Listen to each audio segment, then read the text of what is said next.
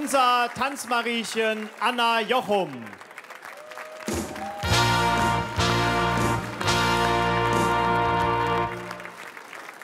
Und ich würde sagen, für unsere Anna zünden wir noch mal eine Rakete am närrischen Himmel. Tempo 1, Tempo 2 und Tempo 3.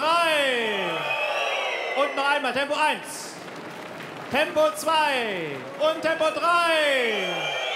Und noch einmal Tempo 1, Tempo 2, Tempo 3 und Tempo 4.